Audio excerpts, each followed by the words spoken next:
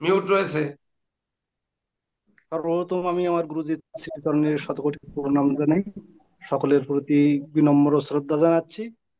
আর শুরুতে আমি আমার নিজের কিছু ভুল ত্রুটির কথা বলবো, যেটা আমার দায়িত্ব পালন করা উচিত ছিল ওখানে। আমার আগেই যাওয়া উচিত ছিল, কিন্তু বিশেষ কিছু সমস্যার কারণে আমি যেতে পারিনি। আমার কলেজে পরীক্ষা চলছিল, তার মধ্যে দিয়েও আমি গেছি, কিন্তু সেটা যে যে দায়িত্বগুলো আমার নিজের থেকে নেওয়া উচিত ছিল আমি সেটা নিতে পারিনি। এটা আমার ভুল, আমার ব্যর্থতা। আর অনুষ্ঠান চলাকালীন আমি যতটুকু পেরেছি করেছি, কিন্তু ওটা আমার জন্য পর্যাপ্ত নয়। আমার আরো বেশি ভূমিকা রাখা উচিত ছিল। আর এরপরে বক্তৃতার পর্যায়ে মানে যখন অনুভূতি প্রকাশের বিষয় এসেছে, আমি অনেকগুলো বিষয় তুলে ধরতে পারিনি। সংক্ষিপ্ত আকারে কথা বলতে বলা হয়েছিল আমাকে, যে কারণে আমি এই বিষয়গুলো অনুভূতিগুলো প্রকাশ করতে পারিনি। আর তখন আমি এতটাই আবেগপ্রবণ হয়ে পড়েছিলাম, এতটাই আনন্দিত ছিলাম যে আমার কি বলা উচিত আর কি বলা উচিত নয় এটাও আমি বুঝতে পারছিলাম না। আনন্দে আবেগ ঘন পরিবেশে, তো সেটা আমার ভুল। আমি আমার প্রত্যেকটা ভুল আমি অ্যানালাইসিস করেছি, আমি দেখেছি যে আমার ভুলগুলো কোন জায়গায়, আমার ত্রুটিগুলো কোথায় ছিল, আমার কি করা উচিত ছিল। সেটা আমি যখন গতকাল আমি বাসে ফিরেছি, বাড়ির উদ্দেশ্যে এসেছি, সে সময় আমি প্রত্যেকটা জিনিস অ্যানালাইসিস করে দেখেছি যে আমাকে ওখানে কি করতে হতো আর কি বলতে হতো, কি করতে হতো না। এই জিনিসগুলো আমি দেখেছি। এটা আমি আমার ভুলটা আমি স্বীকার করছি। আমার ভগবান যদি আমাকে কখনো সুযোগ দেন, আমি চেষ্টা করব আমার ভুল ত্রুটিগুলো সর্বপ্রথম শুধরে নেয়ার। আমার তরফ থেকে যে ভুল রয়েছে, অনাকাঙ্ক্ষিত ভুলগুলোর জন্য আমি ক্ষমা প্রার্থনা করছি। গুরুজি আমাকে ক্ষমা করবেন, গ্রুপে যারা আছেন ক্ষমা করে দেবেন। আহ, তারপরে আমি প্রথমে যেটা বলবো অনুষ্ঠান বিষয়ে, আমাদের যে অনুষ্ঠানের সার্বিক আয়োজন স্যারের তরফ থেকে যেটা হয়েছে, সেটা খুবই গুরুত্বপূর্ণ এবং তার কোনো কমতি ছিল না। কিন্তু আমাদের যে ভুল বা আমাদের যে ত্রুটিগুলো, সেটা প্রথম এ ছিল যে স্যার প্রথমেই বলেছিলেন যে 2 দিনের অনুষ্ঠান হোক। আমরা শিক্ষার্থীরা 2 দিন অনুষ্ঠানটা আমরা করতে চাইনি, কিন্তু ঠিকই আমরা 2 দিন পার করেছি। একদিন অনুষ্ঠানে, অন্যদিন আমরা ভ্রমণে গেছি। ঠিকই, কিন্তু 2 দিন পার করেছি। আমরা দুটো দিন সময় কাটিয়েছি অধিকাংশ মানুষ। কিন্তু বিষয়টা যেটা হয়েছে যে অনুষ্ঠান কেন্দ্র করে যে যে বিষয়টা এসেছে এখানে, আমরা কিন্তু সেইটাতে সময় দেইনি। না দেওয়ার কারণে এই একদিনের অনুষ্ঠান একদিনে শেষ করতে যে সবকিছুর থেকে সময়টা কম হয়ে গেছে। যেমন প্রথম সময় কম হয়েছে অংশগ্রহণে, বক্তৃতা পর্যায়ে, বা মানুষকে কথা বলার সুযোগ দেওয়ার পর্যায়ে সময়টা কম হয়ে গেছে।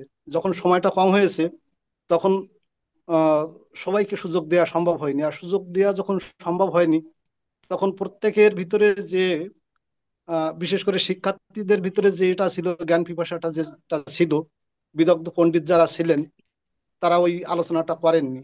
আর বিষয়ভিত্তিক আলোচনার ক্ষেত্রে যে শিক্ষা বিষয়ক যে আলোচনাগুলো আসা উচিত ছিল এখানে, আহ, যে প্রত্যেকটা পাঠে পাঠে পামিস্ট্রি, বৈদিক অ্যাস্ট্রোলজি, নিউমারোলজি, তারপরে বাস্তু, প্রত্যেকটা বিষয়ের উপরে আলোচনা হওয়া উচিত ছিল, সেগুলো কিন্তু আমরা সেভাবে পাইনি। শুধুমাত্র যে কয়েকজন গুরুত্বপূর্ণ বক্তব্য রেখেছিলেন, তার মধ্যে বিশেষ করে আমাদের মেধাস দাদা, জয়ন্ত স্যার, শাহাবুদ্দিন স্যার, এনারা যে বক্তৃতাগুলো রেখেছিলেন সেখানে আমরা কিছু তথ্য পেয়েছিলাম। সবশেষে এটা আমরা পরিপূর্ণতা পেয়েছিলাম স্যারের বক্তৃতা থেকে। সর্বশেষ 1 ঘন্টার বক্তৃতা যদি তিনি না দিতেন, শিক্ষামূলক যে কথাগুলো তিনি বলেছিলেন এগুলো যদি না বলতেন, তাহলে এটার আমাদের যে পিপাসাটা সেটা হয়তো মোটেই নিবারণ হতো না। তো এটা একটা বড় বিষয়। এবং আমরা কিন্তু গুরুজির কাছ থেকে অনেক পেয়েছি। গুরুজির কাছ থেকে যেটা পেয়েছি সেটা অনেক অনেক বেশি। আর ওনার চাপ কমাতে আমরা কিন্তু পারিনি। উনি ঠিকই ছুটে গেছেন, উনি যেখানে যেখানে যাওয়ার দরকার প্রত্যেকটা জায়গায় উনি নিজে মুভ করেছেন, কিন্তু আমাদের উচিত ছিল যে আমাদের ওই জায়গাগুলো নির্দিষ্ট করা এবং ওইগুলো আমাদের দায়িত্ব তুলে নেওয়া, কিন্তু আমরা এটা করতে পারিনি। আমরা যারা ভলেন্টিয়ার যারা ছিলাম, আমাদের দায়িত্বটা আমরা ঠিকভাবে বুঝেও নেইনি, বা আমরা নিজেরাও সেখানে এগিয়ে যেতে আগ্রহ প্রকাশ করেনি, অনেকে বুঝতে পারেনি প্রথমবার। আর এই সম্মেলনটা, জ্যোতিষ সম্মেলনটা এটা প্রথম হয়েছে, আমিও প্রথম এখানে, কিন্তু উচিত ছিল আমার সেইভাবে এগিয়ে যাওয়া। আর একটা বিষয় যেটা জ্যোতিষের যে সম্মেলনগুলো হয় আমি যেটা শুনেছি, সেখানে সবচেয়ে বড় বিষয় থাকে যে জ্যোতিষ বিষয়ক আলোচনা হবে, জ্যোতিষের শিক্ষামূলক আলোচনা হবে। কিন্তু সেই আলোচনাটা আমাদের অনুষ্ঠানে কম হয়েছে। আমি এই জায়গায় বলবো যে এখানে আমাদের ঘাটতি আছে। আমরা চেষ্টা করব যে আগামীতে যারা আসবেন বা আমাদের তরফ থেকে, যে আমরা প্রায় 90 জনের কাছাকাছি যারা শিক্ষার্থী আছি, অন্যদের কথাই ছেড়ে দিলাম। আমরাই প্রস্তুতি নেব যে এখানে আলোচনাটা হবে ঠিক সেরকমই, যেমনটা জ্যোতিষ সম্মেলনে হয়, এবং একে অন্যের যেন পরিপূরক হয়ে উঠতে পারি।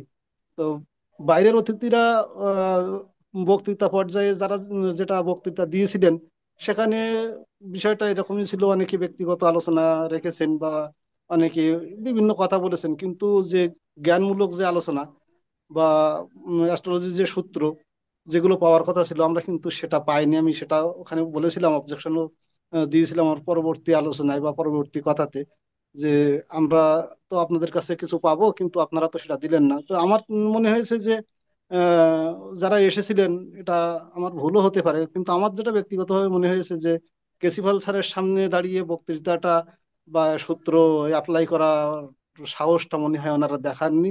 আর শিক্ষার্থীদের তো আছেই।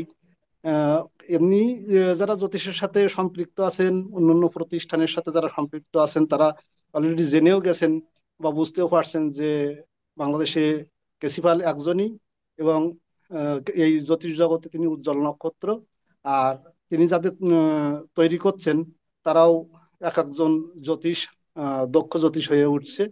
তারা যেটুকু জানে তাদের সাথে সেইটুকু নিয়েই চ্যালেঞ্জের দাঁড়ানোটা খুব কষ্টকর হয়ে যাবে। এই জন্যই মনে হয় তারা সূত্র বের করেননি।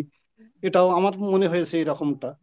তো আমাদের আর কিছু ছিল যেটা আমরা সময়ের সাথে তাল মিলিয়ে চলতে পারিনি। আমরা যার যার জায়গা থেকে লেট করে এসেছি। প্রথমে দিনের যে অনুষ্ঠানটা শুরু হলো, যখন আমরা পিছনে মাঠে যখন উদ্বোধনী অনুষ্ঠানের পায়রা উড়ানো, র্যালি যে অংশটা আমরা করেছিলাম, সেখানে আমরা যারা আভা সেন্টারে ছিলাম তারা টাইমলি এসেছিলাম, বা অনেকেই আবার ওখানে থেকেও দেরি করেছেন। তারপরে পরবর্তী যে দুইটা হোটেলে যারা ছিলেন, তারা কিন্তু টাইমলি ওখানে আসেননি। তাদের আগে জানিয়ে দেওয়া হয়েছিল যে আমাদের শিডিউলে কখন কি হবে। আমাদের ওখানেও বেশ কিছুটা সময় আমরা লেট করেছি, সেই সময়টা আমরা কভার করতে পারিনি। ওটা যদি আমরা কভার করতে পারতাম, তাহলে আমরা বক্তৃতা পর্যায়ে বা অন্যান্য বিষয়ে আরো কিছু সময় আমরা নিয়ে নিতে পারতাম। এরপরে বিশেষ করে ক্যান্টিনের যে এটা উম, যে অভিযোগটা উঠেছে বা যেমনটা আসতেছে, আমার মনে হয় না যে এতটাই। কারণ আমি ওই সময় শুনছিলাম যে 238 জনের 38 জন এরকম মনে হয় ক্যান্টিনে আর কি বসেছিল বা তারা খেয়েছে। তো আর এর পরপরই আরো একটা জিনিস দেখলাম যে আমাদের শিক্ষার্থীদের মধ্যে অনেকেই বাইরে ঘোরাফেরা করছে, এদিকে কনফারেন্স চলছে, বাইরে ঘোরাফেরা করছেন। এই এই জিনিসগুলো বেশি আর কি জায়গা ফাঁকা রাখার জন্য এটা সবচেয়ে একটা বড় বিষয়। যে আমরা আমাদের জিনিসটা না বুঝি, আমরা দায়িত্ব পালন করছি কিছুটা বা কিছুটা করছি না, কিন্তু এখান থেকে বাইরে বেরিয়ে গল্প করা বা ই করা এগুলোর দরকার ছিল না। মনে হয় কনফারেন্সটার দিকে বেশি মনোযোগ দেওয়া উচিত ছিল। তো এই ছিল মানে আমাদের ত্রুটি পর্যায়ে যদি বলি তাহলে এটা। কিন্তু আহ এটুকু আমাদের যে সফলতা যেটা, যে আমরা কিন্তু ওখানে এই, উদ্বোধন পর্যায়ে আমরা একটা নতুন ব্যানার দেখেছিলাম, এবং স্যার সেটা বলেছিলেন যে দেখুন, এখানে কিন্তু একটা চমক আছে। তো ওই বিষয়টা কিন্তু অনেকেই মিস করে গেছেন, যারা দেরিতে গেছেন তারা মিস করে গেছেন। আমরা ওখানে যারা ছিলাম আমরা ওইটা খেয়াল করেছিলাম, যদিও স্যার এটা আনুষ্ঠানিকভাবে পরে হয়তো প্রকাশ করবেন। আমি ওই বিষয়টা বলছি না। তো এই একটা বিষয়। আর তার সাথে সাথে আরো তিনজন মানুষ যারা বিশেষভাবে ভূমিকা রেখেছিলেন, যেমন নীরজ দাদা ছিলেন, জেকে দাদা ছিলেন, স্বপন দাদা ছিলেন, আমাদের সবার শ্রদ্ধাভাজন। এই মানুষগুলোর জন্য কিন্তু অনেকটাই আমরা এখানে এগিয়ে গেছি বা অনেকটা শিখেছি। আমরা নতুন যারা আছি, আমরা কিন্তু পরবর্তী যে অনুষ্ঠান হবে যেটা, সেটার দিকে আমরা কিন্তু এগিয়ে যেতে পারবো। আর তার সাথে সুজন দা, সরজিৎ দা, তন্ময় দা, ওনারা যে ভূমিকা রেখেছেন, সেটা কৃতজ্ঞতা ওনাদের প্রতি প্রকাশ করছি। সেই সাথে বলবো যে গুরুজি শতভাগ দিয়েছেন আমাদের। আমরা ওখান থেকে সম্পূর্ণ নিয়েছি, কিন্তু যেটুকু ব্যর্থতা, এটা আমাদের গুরুজির দায় না, এটা আমাদের। কারণ আমরা ওনাকে সহযোগিতা করতে পারিনি। আমরা প্রত্যেকেই ওনার শিষ্য, বিশেষ করে শিষ্য পুত্র কন্যা। তো আমাদের উচিত যে একজন সন্তান যেমন পিতার হাতকে শক্ত করে, সে স্বাবলম্বী হওয়ার পরে যেমন পিতার হাত হয়ে পিতার লাঠি হয়ে দাঁড়ায়, ঠিক আমাদের প্রত্যেকের উচিত ছিল সেই জায়গাটা ধরে নেয়ার। কিন্তু আমরা নিজের না জানার কারণে হোক বা অনিচ্ছার কারণে হোক, যে কোনো কারণেই আমরা ওই জায়গাটায় পৌঁছাতে পারিনি, আমরা তাকে সেই সহযোগিতাটা দিতে পারিনি। যে কারণে আমি প্রত্যেকটা বারই দেখেছি যে, আমি ফলো করেছি যে স্যার কোন দিকে কোন দিকে যাচ্ছেন। একবার তিনি উপস্থাপনায় আসছেন, আবার ছুটে যাচ্ছেন এক কাজে, সেখান থেকে আবার আসছেন, আবার বেরিয়ে যাচ্ছেন। উত্তরীয় দেওয়ার ক্ষেত্রে তিনি ওখানে মঞ্চ ছেড়ে চলে গেছেন, যে ওই সাইডটা কভার করছেন। এদিকে মেদসদার আলোচনা চলছে, গুরুত্বপূর্ণ আলোচনা, ধর্মীয় আলোচনা চলছে, সেখানে জ্যোতিষের সূত্র দিচ্ছেন। এমন গুরুত্বপূর্ণ পর্যায়ে দেখা যাচ্ছে যে ওই সময়টা যে দর্জন করে যাওয়ার কথা ছিল সেটা হচ্ছে না, কভার হচ্ছে না। এদিকে সামনে ফাঁকা হয়ে যাচ্ছে, পিছনে ফাঁকা হয়ে যাচ্ছে। আমরা চেষ্টা করেছিলাম আমি সামনে বসে যে কিছু লোককে একটু পর পর যাওয়ার জন্য, কিন্তু যখন উত্তরীয়টা দেয়া হচ্ছিল ওই সময় অনেকে ভাবছিল যে হয়তো হবে না, এরপরে পাবো না, এরকম মনে হয় আমার যে এরকম হচ্ছিল। আমি কয়েকজনকে বলেছিলাম যে পর্যাপ্ত আছে, ওখান থেকে ধীরে ধীরে ডেকে নেওয়া হবে। আহ, তো তারপরেও ওইখানটা ভিড় চলে গেছিল, এবং যে কারণে মানুষ এক জায়গায় হলে ভিড়টা বেড়ে যায়, কথাও হয়ে যায়। তো এই একটা আমাদের বিষয়টা মেনটেন করা সম্ভব হয়নি, বা আমরা ওই ভূমিকাটা রাখতে পারিনি, এটা আমাদের একটা বড় ব্যর্থতা। সেই সাথে বিশেষ করে আমাদেরকে যে পাঁচজনকে যে বিশেষভাবে মানে সর্বোচ্চ সম্মান দেয়া হয়েছে এখানে, যে প্রতিযোগিতার বিষয়গুলো ছিল, তো আমি ভেবেছিলাম যে অনুভূতি না, এখানে আমাদেরকে 5-7 মিনিট সময় দেয়া হবে। আমি প্রথমেই দেখেছিলাম এই শিডিউলটাতে যে আমাদের পাঁচজনের জন্য প্রায় আধা ঘন্টা সময় রাখা হয়েছে বক্তৃতা পর্যায়ে। তো ওখানে আমরা কভার করতে পারবো, কিন্তু পরবর্তী পর্যায়ে যে সময়টা এদিকে মিস হওয়ার কারণে ওইটা আর অতটা সময় দেওয়া সম্ভব হয়নি। আহ, এই একটা বিষয়। কিন্তু আমরা যে আবেগে আপ্লুত হয়েছি, আমি আমার কথা বলি, আমি যখন জানতে পারলাম যে আমি প্রথম হয়েছি, তখন আমার ভিতরে যে অনুভূতিটা হয়েছিল, আমি আসলে আমার কথা বলতে পারছিলাম না, যে কি বলবো আর কি বলবো না, এইটা আমাকে গুলিয়ে যাচ্ছিল বারবারই। আমি কথাটা ওইটা গুছিয়ে বলতে পারতেছিলাম না যে আমার কি বলা উচিত আর কি বলা উচিত নাই। তবে পর্যায়ে আমি দেখেছি যে আমি প্রত্যেকটা জিনিস আমি সম্ভব হয়নি ওইখানে সবাইকে দেখানোর, বা আমি ঘরে যখন এসে দেখেছি, আমি সবার সাথে শেয়ার করছি যে প্রত্যেকটা জিনিস, প্রথমে ট্রফির কথাটাই বলি, যে গ্লোবটার কথা, এইটা আমি একটু বিবরণটা দিয়ে দিই, আপনারা কম বেশি দেখেছেন তারপরেও বলছি। যেটা সম্পূর্ণ নিচের অংশটা একেবারে মেটাল দিয়ে তৈরি, মানে পিতলের উপরে খোদাই করে লেখা, যে অ্যাওয়ার্ডটা ক্যাসিপাল অ্যাওয়ার্ড, এটা একেবারে খোদাই করে লেখা। আর তার উপরের অংশটাও মেটাল দিয়ে তৈরি করা, সম্পূর্ণ জিনিসটা আলাদা। মানে যে সাধারণ গোলক, গোলবের পরবর্তীতে এসে যে আরো বড় করে তৈরি হয়েছে নিচের অংশটা, এবং সেখানে পাত দিয়ে তৈরি, এটা অনেক গর্জিয়াস হয়েছে। মানে এটা ইতিহাস করার মতো একটা বিষয়। দ্বিতীয়ত যে স্মারক এর কথা বলি, স্মারকটাও সম্পূর্ণ 2টা পার্ট, এবং সেটা পিতলের উপরে খোদাই করে লেখা, মানে প্রিন্ট এমনটা না, খোদাই করে লেখা। যে আমি থাকবো না একটা দিন, কিন্তু আমাকে যে সম্মাননা দেওয়া হয়েছে, যে স্মারক দেওয়া হয়েছে, এটা থাকবে, এটা বহু বছর থাকবে। এবং মেটালের উপরে সম্পূর্ণ পিতল, যেটা অন্য কোনো ই নয়, পিতলের উপরে করা, এবং এত সুন্দর করে করা হয়েছে যেটা দেখলে যে কোনো মানুষের মন ভরে যাবে। তারপরে যে চেকটা দেয়া হয়েছে, চেকের সাথে 5,000 টাকার চেক, এবং সেইটার যে একটা পিকচার, মানে অফিসিয়াল কপি যেটা দেয়া হয়েছে, সেটা খুবই চমৎকার। একেবারে খুব সুন্দর করে তৈরি করা হয়েছে, দেখলেই মন ভরে যায়। পরবর্তীতে যে বইগুলো আমি দেখেছি, আমি একটু সময় নিয়ে ফেলছি আমার বক্তৃতায় যদিও। কলকাতাতে সংস্কৃত পুস্তক ভান্ডার, তারপরে মহেশ লাইব্রেরিতে যে এই বইগুলো দেখেছি, কিন্তু আমার পক্ষে সম্ভব হয়নি যে ওই সময় অন্য অন্য বইয়ের সাথে এই বইগুলো সংগ্রহ করার। ইচ্ছা ছিল যে পরবর্তী ধাপে আমি গেলে এগুলো কালেকশন করব, কিন্তু এটা ঈশ্বরের কৃপা, গুরুর আশীর্বাদ। আর আমার হয়তো চেষ্টা করেছি, আমি আমার গুরুর থেকে দেয়া শিক্ষা অর্জন করতে পেরেছি, যে কারণে আমি বইগুলো আহ, পেয়েছি। এটা আমার কাছে মহামূল্যবান জিনিস। আমি চেষ্টা করব এটা চর্চা করে এই গ্রুপে আমার যারা সতীর্থ আছেন, আমার যারা পরবর্তী ব্যাচের যারা আছেন, আমি তাদের সাথে শেয়ার করার, এখান থেকে কিছু অর্জন করতে পারলে আমি তাদের সাথে শেয়ার করব। আমি চেষ্টা করব তাদের পরিপূরক হয়ে ওঠার। আর এই পরেও যে আমাদের আরো একটা বিষয় ছিল যে জ্যোতিষ আলোচনাটাতে আমাদের ঘাটতিটা থেকেই গেছে, শুধুমাত্র ঘাটতিটা পূরণ হয়েছে শেষ 1 ঘন্টায়, যেখানে আমি বারবারই খেয়াল করেছিলাম স্যার যখন শেষ 1 ঘন্টায় বলছিলেন তখন পুরো হল রুমটা কাভার হয়ে গেছিল, কোনো ফাঁকা ছিল না। এইটা যদি প্রথম থেকে শুরু হতো তাহলে খুবই ভালো হতো।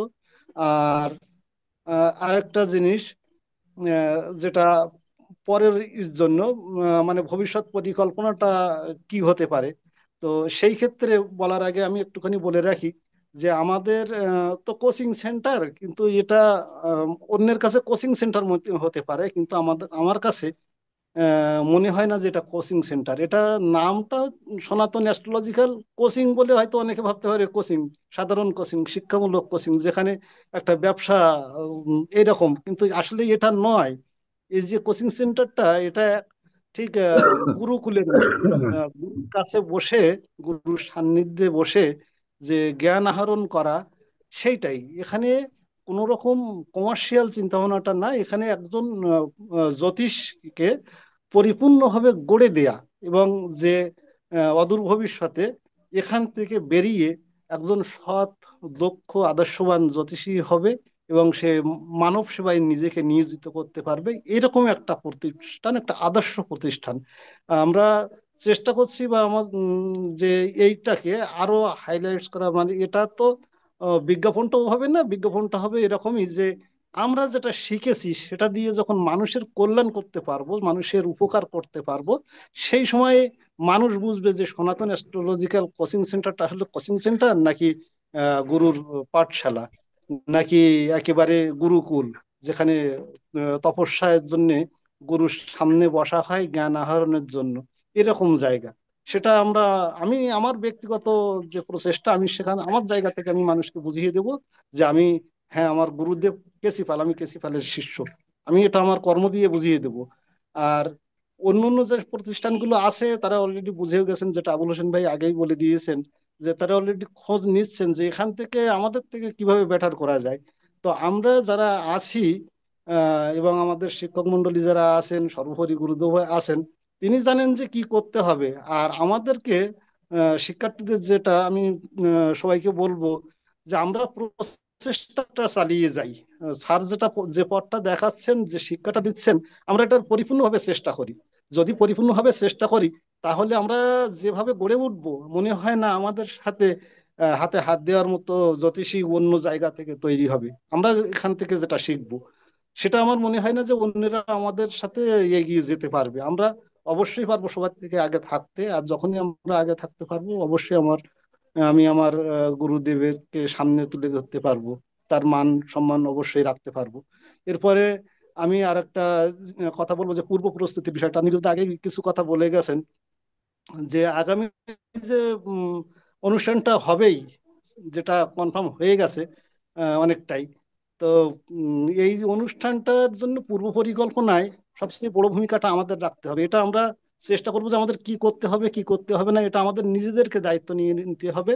আমি আমার ব্যক্তিগত ভাবে বলছি, ব্যক্তিগত মত বা ব্যক্তিগত জায়গা থেকে বলছি যে ঈশ্বর যদি আমাকে সুস্থ রাখেন, আমি যদি গুরুদেবের আশীর্বাদে সেই জায়গাটাতে পৌঁছাতে পারি, তো আমি আমার কি করতে হবে এই ভূমিকাটা আমাকে বলা লাগবে না।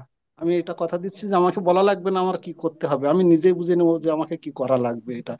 আর এই যে দায়িত্বটা আমরা যারা নেব, যারা যারা এই দায়িত্ব নেব, আমাদের শতভাগ পালন করতে হবে, এটা অবশ্যই। আর যদি গ্রুপ করে দেয়া যায়, আমার তরফ থেকে এটা, যে আমরা যারা দায়িত্ব পালন করবো, আমাদের কয়েকজন করে গ্রুপ তৈরি করে দিলে আমরা এই কাজটা খুব সহজেই কমপ্লিট করতে পারবো। এটা আমার একটা বিশ্বাস এই জায়গাটাতে। আর এটা প্রথমবারের যেহেতু অনুষ্ঠান, স্বাভাবিকভাবে কিছু ত্রুটি বিচ্যুতি থাকবে, তো সেই ত্রুটি বিচ্যুতিটা যাতে এড়িয়ে যেতে পারি, আমরা সেই জায়গাটাতে জয় করতে পারি, যাতে ভুলগুলোর সংখ্যা কমিয়ে আসে। যে কোনো বড় কর্মযোগে এটা স্বাভাবিক যে কিছু ত্রুটি বিচ্যুতি থাকবেই, কিন্তু আমরা প্রথমবার যেহেতু, তাই অনেকগুলো ত্রুটি বিচ্যুতি আমাদের কাছে মনে হচ্ছে, কিন্তু সার্বিক প্রেক্ষাপট বিবেচনায় যেটা আমরা, আমার মতে যেটা মনে হচ্ছে, সেটা আমরা পেয়েছি অনেকটা বেশি। যে দেবের যে কাজগুলো সেটা কেমন, যে সম্পূর্ণটা পরিপূর্ণভাবে না হলে উনি তৃপ্তি পান না, এটা আমরা সবাই জানি। তো সেই জায়গা থেকে যে বিচ্যুতিগুলো ঘটে গেছে, সেটা ওনাকে যেমন ব্যথিত করছে, তেমনি আমাদের সবাইকে ব্যথিত করছে। আমি আমার ব্যক্তিগত জায়গা থেকে আমার ভুলগুলো আমি বুঝেছি। আমি চেষ্টা করব আগামীবারে, ঈশ্বর আমাকে সুযোগ দিলে, গুরুদেবের সান্নিধ্যে আসতে পারলে আমি আমার দায়িত্বগুলো আমি কমপ্লিট করব এবং আমার সেই ভুলটাকে এড়িয়ে চলার চেষ্টা করব। আহ তো এই বলে আমি আমার বক্তব্য এখানে শেষ করছি। সবাইকে নমস্কার। গুরুচরণে প্রণতি। হ্যাঁ, কিশোরীদা, আমি আপনার সাথে একটু অসংখ্য। অ্যাড করে এক মিনিট একটু কথা হ্যাঁ, বলতে এক চাই। মিনিট, একটু পরে বলবেন, আপনার তো ঠিক সময় আছে। আছে, ঠিক আছে। এবার যেমন ধরেন, কিশোরীমোহন বাবু অনেক ব্যক্ত করলেন এখনো পর্যন্ত, যে আমরা কয়েকটা জিনিস এখনো কথায় এলো না, যে আমার সামনে অনেকে বক্তব্য দিতে পারেনি, আমি তো অনেক সময় সরে গিয়ে সময়ও দিয়েছি। এমন লোক দেখেছি যারা মাইকে কথা বলতে আমার সামনে বলতে পারবেন না, এটা আমি জানি, তখনই তার কাছ থেকে সরে গেছি। যিনি পারবেন সেখানে কিন্তু আমি ছিলাম। তো এভাবেও কিন্তু আমি সুযোগ দিয়েছি, তখন পাশে উৎসাহ দেওয়ার জন্য। আপনারা কেন গ্যালারি ঠিক রাখেননি? তারপরে ধরেন, খাবারে ওখানে আমি বলে দিয়েছিলাম যে সবার হাতে কুপন পৌঁছে দিয়ে, তারপরে হচ্ছে গেটে দাঁড়িয়ে একজনে কুপন নেবে। এখন আমাদের হল বলছে 253 জন খেয়েছে। এখন আমাদের কুপনদারি কয়জন খেয়েছে? আসলে আমাদের লোক খেয়েছে না বাইরের লোক খেয়েছে? 4টে অনুষ্ঠান ওখানে হয়েছিল, আমি কিভাবে মনে করব? আমার অ্যাটেন্ডেন্স খাতাটা এ পর্যন্ত স্বাক্ষর সবার হয়েছে কিনা সেটি দেখার দায়িত্ব 2-3 জনকে দেওয়া হয়েছিল। কয়জন আপনার অ্যাটেন্ডেন্স নিয়েছেন? সেটা কি ত্রুটির মধ্যে পড়ে না? তাছাড়া সুভেনিরটি তৈরি হলো, সুভেনিরের ব্যাপারে এখনো পর্যন্ত কেউ কোনো কথা বললেন না। সেটি যে কিভাবে কত কষ্ট করে, কি কি করে সম্ভব হয়েছে, আসলে আমি বলে বোঝাতে পারবো না। আমি কিন্তু বলে দিয়েছি আগামী বছর সুভেনিরের দায়িত্ব আমি আর নিতে পারবো না, এটা কিন্তু আমি বলে দিয়েছি। অর্থাৎ সুভেনির যদি প্রকাশ করতে হয়, আপনাদেরই প্রকাশ করতে হবে, এটার দায়িত্ব আমি নিতে পারবো না। তাছাড়া এই যে কিশোরীমোহন বাবু বললেন যে আমি প্রস্তুত ছিলাম না। হ্যাঁ, প্রস্তুত না থাকতে পারেন, আরো মিনিমাম 2 ঘন্টা আগে আপনাদের কাছে সুবিনির দেওয়া হয়েছিল। আমরা চেয়েছিলাম যে এই যে 5 জন বিজয়ীর নাম ঘোষণার আগে আমরা সুবিনির ই করব না, মানে প্রকাশ করব না, সুবিনির মোড়ক উন্মোচন করব না, ওই সময় করব। কিন্তু ডায়াসে সুবিনির না দিলে হয় না, আমরা মোড়ক উন্মোচনের সময় পাচ্ছি না, ওটাই মোড়ক উন্মোচন ধরে নিলাম। এটা নিউজ বাবু আর আমি মিলে সিদ্ধান্ত নিয়েছিলাম। কিন্তু সুভেনিরটি আপনাদের সামনে কেমন লেগেছে, কি হয়েছে, এই একদিনে কি একটু উল্টে দেখার সুযোগ পাননি? সে কথাটা কিন্তু আসেনি। যাই হোক, এবার দ্বিতীয় বিজয়ী যিনি, তিনি বক্তব্য রাখবেন। তিনি হচ্ছেন ইঞ্জিনিয়ার আবুল হোসেন সাহেব। 3 নম্বরে প্রস্তুত থাকবেন স্বপন কুমার চক্রবর্তী। 4 নম্বরে উপস্থিত থাকবেন হচ্ছে হিমাংশু কুমার মিত্র। আর 5 নম্বরে উপস্থিত থাকবেন হৃদয় নন্দী। আদাব স্যার, এবং আমার স্যার, সহপাঠী বীরেন্দ্রের প্রতি। হ্যাঁ, স্বপনদা বলেন। না, বলেন বলেন বলেন, আপনি বলেন। আচ্ছা, এবং আমার আপনি তো বক্তব্য দিয়েছেন। হ্যাঁ দিয়েছি, কিন্তু হুম, দিয়েছেন। এই এই ইয়ে আহ, ভিতরে তো ওনার বক্তব্য থাকবেই। আচ্ছা, উনি তো এখানে বিজয়ী, বিজয়ী 5 জনের একজন না উনি? আচ্ছা, ঠিক আচ্ছা, আছে স্যার। এখানে আমি আহ, সকালের দিকে যে প্রথম কিছু অনুষ্ঠান হয়েছিল, যেটা অনলাইনে আমি দেখেছি, এই বিজয়ী ঘোষণার যে মুহূর্তটা, এটা আমার অনলাইনে বসেও একটা থ্রিলিং কাজ করতেছিল। যে জিনিসটা তো ওইরকম সময় সুযোগ নিয়ে পড়াশোনা করে তৈরি ছিলাম না, কিন্তু স্যার প্রশ্নগুলো খুব সুন্দর তুলেছেন এবং সেখান থেকে আমরা এটা দিয়েছি। হ্যাঁ, মনের ভিতরে এটা খুবই আকাঙ্ক্ষা কাজ করতেছিল, দোদুল্যমান অবস্থা, কি লিখছি না লিখছি, কি হয়েছে না হয়েছে। কারণ অনলাইনে এইরকম লেখা এর আগে আমি কোথাও লিখিনি। তো তারপরে যখন নামটা শুনলাম তখন আমি খুব সারপ্রাইজড হয়েছি যে আসলেই কি আমারটা ওইরকম সুন্দর হয়েছিল, যে ফাইনালি 25 জনের ভিতরে যে স্ক্রিন করে করে আস্তে আস্তে নিয়ে আসছে। তা আমি এই জন্য আহ, স্যারের প্রতি খুব কৃতজ্ঞ আছি, এবং আমার খুবই একটা ভালো লাগছে, তোলা লাগছে। আর সুবিনিরটা এখন পর্যন্ত আমি হাতে পাইনি, আমি স্যার পেয়ে যাব এই সপ্তাহে, আগামী সপ্তাহে। পাইলে তখন হয়তো আমি আরো ভিতরে দেখতে পারবো, কিন্তু অনুভূতিটা খুবই মারাত্মক লাগছে, এবং এটা অনলাইনে একটা জিনিস। এবং এই সনাতন অ্যাস্ট্রোলজিক্যাল একাডেমির যখন জন্ম হবে, সেই জন্মে এটা একটা স্মৃতির মাইলফলক হিসাবে আমাদের আর্কাইভ তৈরি করতে হবে যেখানে এই সমস্ত হিস্ট্রিগুলো থাকবে। এটা আমি আপনার কাছে স্যার প্রস্তাব রাখলাম যেন এই ইতিহাসগুলো এখানে থাকে। তার কারণ কি, একদিন আমি আপনি দুনিয়া থেকে বিদায় নিয়ে যাব, আমরা সবাই যাব, কিন্তু এই স্মৃতিটা থাকবে, এই প্রতিষ্ঠানটা থাকবে, এখানে জানবে সবাই। এই যে একটা শুভ লক্ষণের সূচনায় এবং প্রথম সারিতে আমাদের এই পাঁচজন ভিতরে আমিও একজন হলাম, এই অনুভূতিটা আমার কাছে প্রচুর। কারণ আমি একাডেমিকভাবে যে সমস্ত জায়গাগুলোতে এরকমভাবে নির্বাচিত হয়েছি সেগুলো অনেক পরে, এরকম আর্কাইভ কেউ রাখে না, কেউ মনেও করে না। কিন্তু আমার কর্মের ভিতরে একটা প্রতিষ্ঠানে এটা করেছিল। এবং ঠিকই যখন এই জিনিসগুলো দেখি, তখন যেমনি পুরনো জিনিসের প্রতি মানুষের অনেক আকাঙ্ক্ষা থাকে, অনেক ভক্তি ভালোবাসা থাকে, ঠিক এই রকমের একটা অনুভূতি আমার ভিতরে কাজ করতেছে। হ্যাঁ, আমি একদিন বিদায় হয়ে যাব দুনিয়া থেকে, কিন্তু এই প্রতিষ্ঠানটা যদি মানে আল্লাহ চাহে তো তৈরি হয়, তাহলে সেখানে কিন্তু আমার একদিন নাম থাকবে। এটা একটা তোলা আমার ভিতরে খুব সুন্দর লাগছে।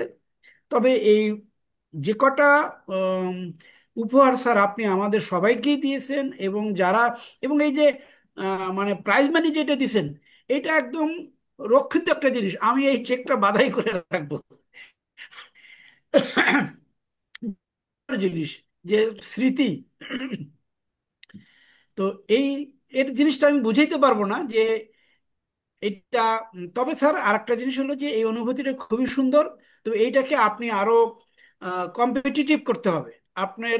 এরপরে আর কম্পিটিশনে উচ্চতর এবং প্রাথমিক এটা আলাদা করা যাবে না, সবাইকে মার্কস করবেন স্যার। কম্পিটিশনটা আরো ব্যাপক হোক, মার্কস করেন। তারপরে এই মার্কসের ভিতর থেকেই আরো মানে কঠিনতর জিনিস নিয়ে আলোচনা হোক, যে আহ, বই দেখে বা আপনার ক্লাস দেখে যেন কেউ কোথাও থেকে লিখতে না পারে, ওই জন্য নিজে আবিষ্কার করেই লিখতে হয়।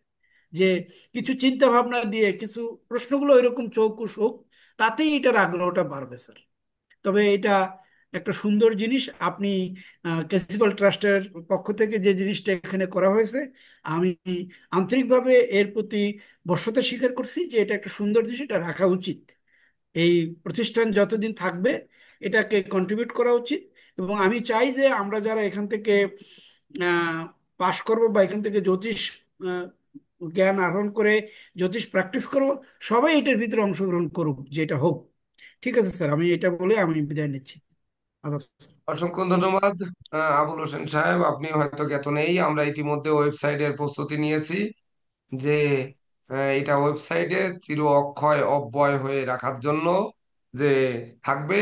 এবং এই প্রথম বছরের এই জন্ম সুবর্ণ জয়ন্তী উপলক্ষে যে পাঁচজন বিজয়ী হয়েছেন, কাভার পেজে ওই পাঁচজনই থাকবে। পরবর্তীতে যেমন আমি এর পরের ধাপে আসব, এই বক্তব্যটা নেই, তারপরের ধাপে আসবো যে আমাদের ওয়েবসাইটে কিভাবে থাকবে। এই ব্যাপারে আপনাদের ভিতর যারা থাকবেন, ব্যক্তিগতভাবে আমি দাবি করব যে নীরজ কান্তি রায় স্যারের কাছে পরামর্শ দেবেন ওয়েবসাইটের কোন পেজে কি কি সজ্জিত করতে হবে। এটা আপনাদের দিতে হবে ওয়েবসাইটের ডিজাইন করে। যারা এখানে ওয়েব ইঞ্জিনিয়ার আছেন, আমি জানি অনেক ইঞ্জিনিয়ার রয়েছেন, অনেক অভিজ্ঞ লোক রয়েছেন, সেই কোন আদলে ওয়েবসাইটটা হওয়ার উচিত, আমি সেই আদলে ওয়েবসাইটটি তৈরি করতে চাই। তো যাই হোক, এখানে যে কথা বলেছেন আবুল শুক্রিয়া হোসেন স্যার, স্যার, এটা চেকটা ধন্যবাদ, আপনি বাইন্ডিং যে করে রাখবেন। ঘোষণাটা দিচ্ছেন এটা ভালো, আমরা এটা তো খুবই খুশি চেকটা, হয়েছি স্যার। হ্যাঁ, চেকটা বাইন্ডিং করে রাখবেন। বাইন্ডিং আমি করে দিয়েছি অলরেডি, আপনারা ওই ছবিতে দেখেছেন যে চেক বাইন্ডিং করা। আর যেটা দিয়ে আপনারা ব্যাংক থেকে টাকাটা তুলবেন, ওটি হচ্ছে, তো আর বাইন্ডিং করলে টাকা তোলা যাবে না, ওটি হচ্ছে আপনার আম, মানে একেবারে ম্যানুয়াল চেকের মতো, মানে যে চেক, সাধারণ যে টাকা তোলা চেক, এটা আমার সনাতন আম, জ্যোতিষালয় নামে যে ব্যাংক অ্যাকাউন্টটা রয়েছে, ব্যাংক এশিয়ার অ্যাকাউন্ট নাম্বার ওই অ্যাকাউন্টে রয়েছে, আপনাদের নামে দেওয়া হয়েছে। যদি আপনারা ব্যাংকে যেতে কষ্ট হয়, তাহলে ক্রস দিয়ে অ্যাকাউন্ট পে লিখে দিয়ে অ্যাকাউন্টে জমা দিয়ে দেবেন, আপনাদের অ্যাকাউন্টে কালেকশন হয়ে চলে আসবে। তাছাড়া কম্পিটিশনের ব্যাপারে আমি ইতিমধ্যে আন্তর্জাতিক পর্যায়ে সাড়া পেয়েছি। শুধু প্রাথমিক ব্যাচ আর উচ্চতর ব্যাচ নয়, সনাতন অ্যাস্ট্রোলজিক্যাল কোচিং সেন্টার একটা পরিবার। এই পরিবারের যার যে মেধা রয়েছে, সাবজেক্ট আমাদের পাঁচটি, সেটি সুবিনিরের লাস্ট পেজে কিন্তু লিখিত আছে। কেউ একজন সুবিনিরটি উঁচু করে দেখান যাদের কাছে আছে। তো বিশেষ করে এই যে সুবিনিরটি, তো ঘটনা হচ্ছে লাস্ট পেজে ওটি লেখা রয়েছে, এটি থাকবে, এর প্রেক্ষাপট থাকবে, সেই অনুযায়ী দেশ বিদেশ থেকে যেখান থেকেই অংশগ্রহণ করুক সবার লেখাই গ্রহণ করা হবে। সেখান থেকে বিচার করে এই যে প্রিন্সিপাল যে জুরি বোর্ড, এই জুরি বোর্ড যে সিদ্ধান্ত নেবে সেই সিদ্ধান্তই চূড়ান্ত সিদ্ধান্ত বলে গণ্য হবে। যতদিন আমি বেঁচে আছি, যতদিন এই বোর্ড বেঁচে থাকবে, ততদিন এই বোর্ড সিদ্ধান্ত নেবে। আমি যখন মারা যাব তখনও এই বোর্ড তৈরি করে যাব, সেই বোর্ড আবার পরবর্তী বোর্ড তৈরি করবে, সেই অনুযায়ী এটি অক্ষয় অব্যয় হয়ে থাকবে, এই প্রত্যাশা আমি করি। তার জন্য আমার সৈন্য নীরজ কান্তি রায় মহোদয় এবং জেকে দেব স্যার, স্বপন কুমার চক্রবর্তী, ইঞ্জিনিয়ার আবুল হোসেন সহ আরো নতুন নতুন জন্ম নেবেন, নতুন প্রজন্ম আসবেন। আমি আশা করব যেটি অন্তত 100 বছর বেঁচে থাকুক। আমি যে কয়েকদিন বেঁচে না থাকি, এটার প্রাইজ মানি প্রত্যেক বছর 20% হারে বর্ধিত করা হবে। তো আমি যতদিন বেঁচে থাকবো ততদিন প্রাইজ মানি এখান থেকেই যাবে। আমার মৃত্যুর পরে এটি কিভাবে চলবে সেটিও আমরা ধারণা করে রেখেছি, সেটিও কিন্তু ওয়েবসাইটে ব্যক্ত করা হবে। তো যাই হোক, এ এ পর্যায়ে এই বিজয়ীদের মধ্য থেকে বক্তব্য রাখবেন স্বপন কুমার চক্রবর্তী। আপনি বিজয়ী, আপনি এখানে কি দেখতে পাচ্ছেন, বা আপনি কতটা আপনার অনুভূতি আপনি ব্যক্ত করেন। স্যার, আমি তো অনেক কথাই বলে ফেলছি, তবে আমি যেটা আপনার বলতে চাচ্ছিলাম সেটা হচ্ছে যে মূলত হ্যাঁ, যে যারা ঘোরাফেরা করছিল তাদের মধ্যে এটা আপনার নয়, এটা নয়, এটা বলতে হবে না। আপনি উদ্দেশ্যমূলক বিজয়ীর পাঁচজন স্বপন দা, একজন, সেই বিজয়ীর স্বপন ভাই, পাঁচজন একজন হয়ে আপনি বিজয়ীটাকে কি দেখছেন?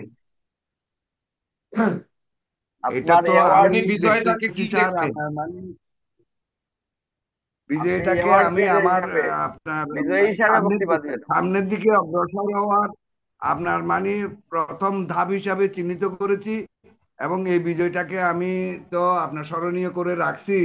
প্লাস আপনার মানে এটা আমার যে ঘাটতিগুলো আছে লেখাপড়ার ক্ষেত্রে সেগুলোকে আরো পূর্ণতা নিয়ে আসবে, এবং হ্যাঁ, আপনার ভবিষ্যতে আমার কথা বলার বা আপনার শিক্ষামূলক বক্তব্য দেওয়ার ক্ষেত্রে যথেষ্ট সহায়তা ভূমিকা পালন করবে।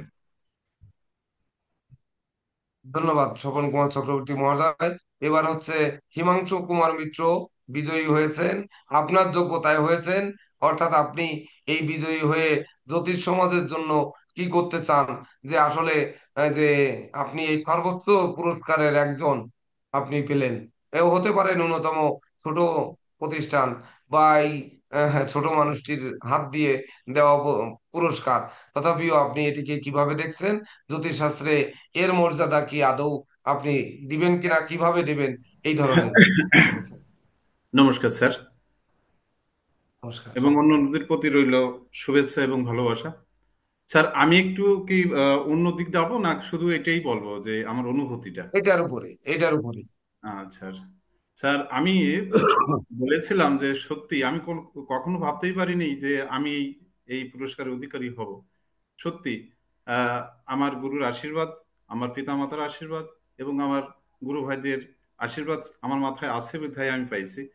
এবং আমি আজকে কথা দিলাম, আমার যে ক্ষুদ্র ক্ষুদ্র না, আমি মনে করি এই কোটি কোটি টাকা আমি পেয়েছি, এবং আমার এই 5,000 টাকা আমি আজকে আহ, এই জ্যোতিষ ফান্ড আমি তৈরি করার জন্য উদ্যোগ নিয়েছি স্যার। আমার এই ফান্ডের থেকেই আমি একদিন এই সনাতন অ্যাস্ট্রোলজি কোচিং সেন্টারের কিছুটা যদি পূরণ করতে পারি স্যার, এই এই এই আশীর্বাদ আমি সবার কাছ থেকে চাই। আমি স্যার এসে আমি এটাই বলেছি যে আমি এই 5,000 টাকা আমার জ্যোতিষ ফান্ড হিসাবে আমার গঠন হবে। এবং স্যার আমি সুবের দেখেছি স্যার, প্রত্যেকের লেখাই সুন্দর, এবং তার ভিতর থেকে আপনি সূক্ষ্মভাবে বিচার বিশ্লেষণ করে আমাদের এই 5 জনকে নির্বাচিত করেছেন। সত্যি এই মুহূর্ত আবুল হোসেন স্যার বলে গেছেন যে আজ আছি কাল থাকবো কিনা। এই মুহূর্তে কথা বলতেছি স্যার, একটু পরে থাকবো কিনা আমি জানি না, কিন্তু আমার স্মৃতিটুকু থেকে যাবে। আমি এই স্মৃতিটুকু আহ রাখতে চাই সারা জীবন। আর এই জন্য আমি এই জ্যোতিষ ফাউন্ডেশন, স্যার সবাই আশীর্বাদ করবেন, আমি এই 5,000 টাকা দিয়েই আমার এই জ্যোতিষ ফাউন্ডেশন করবো। নমস্কার স্যার, আমার আর কিছু বলার নেই স্যার। নমস্কার। নমস্কার, অসংখ্য ধন্যবাদ এবং কৃতজ্ঞতা। আপনার যোগ্যতার বলে আপনি পেয়েছেন, এটাকে কোনো ক্রমে আপনাদের ছোট করার জন্য কিন্তু আমরা এটা দেইনি। অর্থাৎ যার যার যোগ্যতার স্বীকৃতি স্বরূপ কিন্তু পেয়েছে। যেটি আপনি বললেন যে এই টাকা দিয়ে আমি ফান্ড তৈরি করব, কি করবেন, আমাদের কিন্তু প্রেক্ষাপটে ছিল যে আমরা যে 5,000 টাকা দিচ্ছি, লেখার সম্মানই এটা প্রাইজ মানি, সম্মান দেওয়া হচ্ছে। এ দিয়ে আপনারা নতুন চেম্বার করলে হয়তো একটি প্যাড ছাপাবেন বা একটি ভিজিটিং কার্ড ছাপাবেন, হয়তো একটা ম্যাগনিফাইং গ্লাস কিনবেন। এইভাবে জ্যোতির জগতে উঠবেন, যে স্মৃতি হয়ে থাকবে যে আমার লেখার মাধ্যমে প্রথম জীবনে অর্জিত অর্থ, সেই অর্থ দিয়ে আমরা একটা জিনিস তৈরি করেছি। যাই হোক, আপনার মনে যেহেতু দানা বেঁধেছে যে আমি এটি দিয়ে একটি ফান্ড তৈরি করবো, এটা যার ব্যক্তিগত ব্যাপার। আমার দেওয়ার ব্যাপার আমি দিয়ে দিয়েছি। আর আবুল হোসেন সাহেব যেটা বলছেন বাঁধিয়ে রাখবো, বাঁধিয়ে তো আমরা দিয়েছি এবং সেখানে বারকোড সম্মিলিত আছে। এটা সারা জীবন প্রমাণ করা যাবে যে এখান থেকে পেয়েছেন। এটি আর অন্য কোনো জায়গাতে, এমনকি যারা পার্টিসিপেট সার্টিফিকেট পেয়েছেন, এটির আর দ্বিতীয় কপি হবে না কখনোই, যে এটি নকল করা সম্ভব নয়। যতটুকু সেফটি রাখার দরকার আমরা রেখেছি। আপনারা দেখেছেন বারকোড দেওয়া, বারকোডে ক্লিক করে দেখবেন যে হ্যাঁ, আমাদের প্রতিষ্ঠানের নামই আসবে। এইটাকে স্ক্যান করে নতুন একটা বারকোড তৈরি করে আপনারা দেখেন, এটার নকল একটা করে, যে এই প্রতিষ্ঠান আসে কিনা, এটা আপনারা তখন বুঝতে পারবেন। যাই হোক, এ পর্যায়ে আহ বক্তব্য নিয়ে আসবেন হৃদয় নন্দী, হৃদয় কুমার নন্দী, আহ না, শিবুচন্দ্র নন্দী, হৃদয়। আপনি বিজয়ীর একজন, বলেন। প্রণাম গুরুদেব এবং আহ, উপস্থিত উপস্থিত যারা এখন আমাদের সাথে আছেন জুমের মাধ্যমে, সকলকে আবার প্রণাম নিবেদন করছি। আহ, যদিও আলোচনা গুরুদেব, আমিও একই প্রশ্ন করব। আলোচনা কি পাঁচজনের একজনের মধ্যেই থাকবো, নাকি আর কোনো আলোচনা এখানে নিয়ে হ্যাঁ আসতে হ্যাঁ, পারবো? 5 জনের একজনের ভিতরে। ঠিক আছে, যেহেতু এখানে পাঁচজনের একজনের হয়ে কথা বলার সুযোগ পেয়েছি, গুরুদেবকে আবারও প্রণীত নিবেদন করছি যে আজকে যেই সম্মানটা দেখানো হয়েছে পাঁচজনের একজন করে, সেটা আসলে বিরল সম্মান, যেটা আসলে কোনোভাবেই আমার চিন্তা ভাবনা ছিল না। আমি যখনই লেখাটার দিকে তাকাই, এই লেখা জমা দেওয়ার আগে এবং পরে, তখন আমার মনে হচ্ছিল লেখার মানটা মনে হয় আমি কোনোভাবেই পরিপূর্ণ করতে পারলাম না, মানসম্মত করতে পারলাম না। কিন্তু আহ, যেহেতু তিনটা স্তরে এটা যাচাই বাছাই হয়েছে, আহ, আমার কাছে হয়তো পরিপূর্ণতা না থাকলে তাদের কাছে মনে হয়েছে, তবে আমার মনে হয় এই লেখাটা আরো ভালো করা যেত। আহ, যে লেখাগুলো আমি পরবর্তীতে সুবিনর পড়ে পেয়েছি, সেই জায়গায় আমার মনে হয়েছে আমার লেখার মানটা আরো উন্নত হওয়া উচিত ছিল। তো এখান থেকে যেই সম্মানের জায়গায় যদি ট্রফির কথায় আসি, সত্যি জীবনের প্রথম ট্রফি পেয়েছি, যেটা জ্যোতিষ জ্যোতিষ নিয়ে ভাববার জন্য গুরুদেব আমাকে যে উৎসাহ প্রদান করেছেন, তার স্বীকৃতি স্বরূপ আজকে ট্রফি মনে আমাকে আরো দায়িত্ব বাড়িয়ে দিয়েছেন। যে এই ট্রফি কোনো সাধারণ ট্রফি নয়, গুরুদেবের নাম নিয়ে ট্রাস্ট দিয়ে যে এই ট্রফির কথা বলা হয়েছে এখানে, সেটা আসলে আমার মাথায় একটা দায়িত্ব দেওয়া হয়েছে বলে আমি মনে করি। এবং সেই সাথে যে স্মারকের কথা বলা হয়েছে অক্ষয়, তার মানে এই জায়গায় বলতে চাচ্ছে যে আহ গুরুদেব যাই বলেন, তার কথার মধ্যে থাকা স্থায়িত্বর বিষয় নিয়ে একটা কথা, আর সেটাই তার ট্রফির মধ্যে দিয়ে প্রমাণ করে গেলেন। আমাদেরকে সাক্ষী রাখলেন, আমাদেরকে অক্ষয় অব্যয় করে রাখার প্রস্তুতি নিলেন ওয়েবসাইট সহ। আর আমি বলবো, আমাদের পরিবারের মধ্যে আমার নিজেকে আরো অক্ষয় অব্যয় করার চিন্তা ভাবনাকে দৃঢ় প্রত্যয় আরো আহ শিকড়টাকে আরো গভীরে নিয়ে গেলেন। কারণ তার এই যে চিন্তা চেতনা, তার লেখার যে এই যে খোদাই করে লেখাকে, এটাই আমি মনে করি যে যেন এটা মুছে না যায়, যেন এটা অক্ষয় অব্যয় হয়ে থাকে। কারণ খোদাই করে লেখা সহজে মুছে যায় না, আলগা রং করে লিখলে এটা মুছে যায়। সুবিনর নিয়ে একটু যদি কথা বলি, সুবিনরের মধ্যে আমার মনে হয় এই পর্যন্ত যত সুবিনর বিভিন্ন পর্যায়ে দেখেছি প্রতিষ্ঠানের, অ্যাড থাকে। অ্যাড একটা বিষয় যেটা মন মানসিকতা একটু অন্যদিকে ডাইভার্ট করে, কিন্তু এই এমন একটা সুবিনর, এই সুবিনরের একটা অ্যাড নেই। কাগজের মানের কথা বললে চমৎকার কাগজের মান, হ্যাঁ, আর লেখার যে বিষয়, আমার মনে হয় এই লেখাটা আমার মনে হয় আমরাও জানতাম না, মনে হয় একটা কম্পিটিশন করে লেখাগুলো দেওয়া হয়েছে। কেউ মনে হয় এই লেখাগুলো পড়লে আরেকটা পড়তে মন চাইবে। আর এই সেমিনারকে আমরা যারা সনাতন অ্যাস্ট্রোলজির ছায়াতলে আছি এবং বাইরে যারা পেয়েছেন, আমার মনে হয় তাদের মধ্যে মনে হবে যদি আরেকটা পেতাম, যদি একটা ব্যবস্থা করে দেওয়া যেত, সেই ধরনের মানের এই সোভিনিয়র হয়েছে আমার দৃষ্টিকোণে। কারণ এক একটা লেখা এক এক রকম মান এখানে সংযুক্ত করেছে। তা কোনো অবস্থায় বলা যায় না যে এই সোভিনিয়রটা মান সম্মত হয়নি। তার মানে গুণে এবং মানে অতুলনীয় একটা সবিনর এটা দাবি রাখে। এটা আমার ব্যক্তিগত অভিমত। এই সবিনরটা বিভিন্ন পাতা, আমি যখন কালকে ভ্রমণের সময় সবিনরটা নাড়াচাড়া করছিলাম এবং পরবর্তীতে যখন আমি বাসায় এসে আজকে একটু দেখেছি, তখন আমার কাছে মনে হয়েছে যে এই নিরলস চেষ্টা। দেখুন, সুবিনর নিয়ে আরো কিছু কথা বলতে হচ্ছে, কারণ এই সুবিনরটা আমরা লিখে আমরা দায়িত্ব মুক্ত হয়েছি। আসলে কি দায়িত্ব মুক্ত করেছি? নিজেদেরকে দায়বদ্ধ করেছি কেন?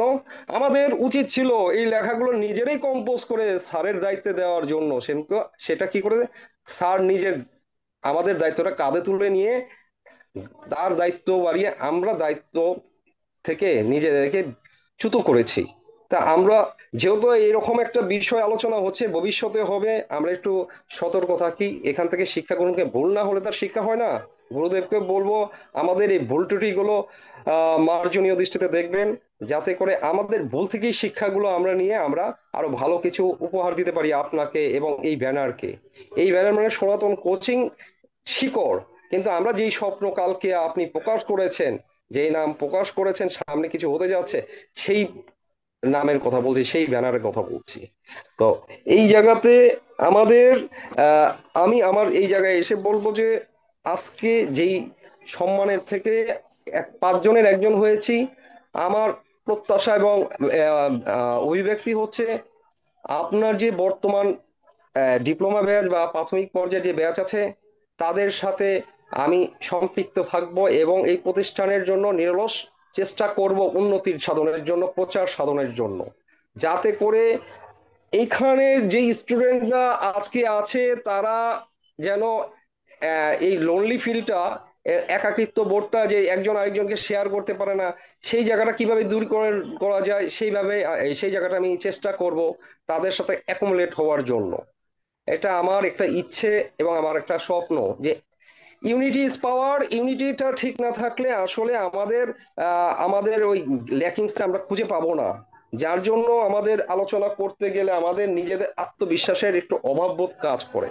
তো আমি লক্ষ্য করেছি আমাদের ওই ল্যাকিংসটার জায়গায় যে আমি যেহেতু বারবার বলেছি এই ট্রফি পেয়েছি, এই ক্রেস্ট বিজয়ী হয়েছি, আমি মনে করি আমার দায়িত্ব বেড়েছে। সেই দায়িত্বকে সামনে রেখেই আমার এই কথাবার্তা, যে সামনে যারা আসবেন, বর্তমানে যারা আছেন, তাদের সাথে আমি কাজ করব এবং এই তাদের যদি কোনো রকম আহ বিদ্যা শিক্ষায়, শিক্ষা আলোচনায় কোনোভাবে আমি তাদের সহযোগিতায় আসতে পারি, তাহলে নিজেকে ধন্য মনে করব। এবং এই প্রতিষ্ঠান আমাকে যেই দায়িত্ব দিন, আমি নিজের থেকে যে দায়িত্ব মনে করব সেটা আমি নিজের থেকে আপনার থেকে চেয়ে নেব যে আমাকে সেই দায়িত্বটা দিন, অথবা যে কোনো রকম দায়িত্ব আমাকে যোগ্য মনে করলে আমাকে সেই দায়িত্ব দেবেন, আমি মাথা নত শিকার ওটা নেব। এটার জন্য আমি মানসিকভাবে প্রস্তুতি নিয়ে রেখেছি। বাকি রইলো এখানে যে 5,000 টাকার ব্যাপারটা, আপনি যেভাবে পরামর্শ দিয়েছেন আমি তার ব্যত্যয় ঘটাবো না। এই 5,000 টাকার যে চেকটা দিয়েছেন সেটাকে এমন ভাবে আমি ব্যবহার করার চেষ্টা করছি ভবিষ্যতে আমার চেম্বারে কেউ আসলে যেন এটা এইরকম একটা স্মৃতির পটে বুঝতে পারে, তার মানে এটার মধ্যে এইরকম একটা বিষয় জড়িত আছে, যেটা ট্রফি এবং সেই আমাদের মানপত্রের মধ্যে বহন করছে। এরকম আমার চিন্তা চেতনা যে কানেক্ট থাকতে হবে, এই কানেক্টটাই বা যোগ থাকতে হবে, আমি ওই চিন্তা ভাবনাই রেখেছি। তো সবশেষে বলবো যে আশীর্বাদ রাখবেন, সাথে যেন থাকতে পারি। ভুল ত্রুটির জন্য আবার ক্ষমা চাইছি। আহ যেন ভবিষ্যতে এই ভুল ত্রুটি শুধরে ভালো কিছু উপহার দিতে পারি, সেই প্রত্যাশা রেখে আমি আমার বক্তব্য এখানে শেষ করছি। ধন্যবাদ সবাইকে। অসংখ্য ধন্যবাদ হৃদয়নন্দী মহোদয়। এবার আমি একটু ভিন্ন কথা একটু বলতে চাই, 2 মিনিট মাত্র। সেটি হচ্ছে আপনার অনুষ্ঠান দেখলেন, শুনলেন, উপভোগ করলেন, সবাই যার যার বাড়ি গেলেন, আগামী বছর অনুষ্ঠানের প্রত্যয় ব্যক্ত করলেন। তো এই অনুষ্ঠান বা এই স্মৃতি কিভাবে প্রচারণা হবে, কিভাবে এটাকে আরো বর্ধিত করে পরে জানানো যায়, কিভাবে আন্তর্জাতিক মহলে এটাকে প্রচার করানো যায়, এ ব্যাপারে কে কেমন দায়িত্ব নিতে পারবেন সেজন্য প্রস্তুত থাকবেন, তাদের বক্তব্যে বলবেন। আমাদের অনুষ্ঠানের দ্বিতীয় আকর্ষণ ছিল স্বর্ণ মুকুট। এখানে মুকুটধারী কে কে আছেন আমার নাম মনে নেই, তো যারা পেয়েছেন তাদের একটু অনুভূতিটা আমি শুনতে চাই, যে আসলে মুকুটটা কোন উদ্দেশ্যে দেওয়া হয়েছে এটি কি আপনারা জানেন? যদি না জেনে থাকি তাহলে সেটি আমি ব্যক্ত করতে চাই। তো কে আছেন মুকুট প্রাপ্ত, স্বর্ণ মুকুট প্রাপ্ত? প্রাপ্ত তো কেউ নাই মনে হয় স্যার।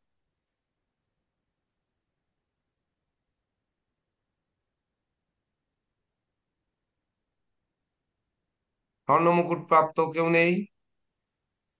না স্যার, দেখতে পাচ্ছি না কাউকে। নেই। স্বর্ণ মুকুটটি দেওয়া হয়েছে শুধুমাত্র একটি অর্থে। হৃদয় বাবু মিউট করেন।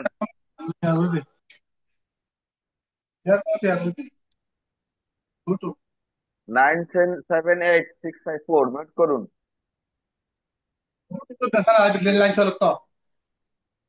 978 654 মিউট করুন প্লিজ। তার অপরাধ ক্ষমা করবেন, আমি কি দুটো কথা বলতে পারি? হ্যাঁ, বলবেন, বলবেন একটু আপনার দেখি মুকুটের মধ্যে কেউ আছেন কিনা। সবাই কথা বলবেন, একটু সুযোগ দেন। মুকুট কেউ নেই। প্রাপ্তটা দেখতেছি না স্যার।